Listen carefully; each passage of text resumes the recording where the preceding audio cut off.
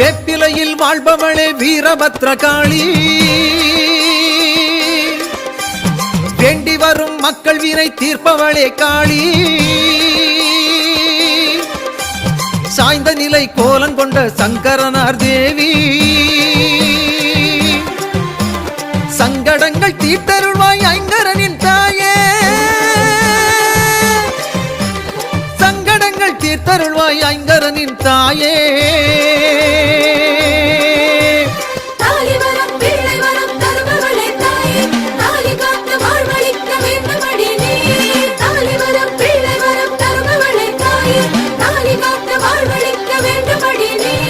வேப்பிலையில் வாழ்பவளே வீரபத்ரகாளி,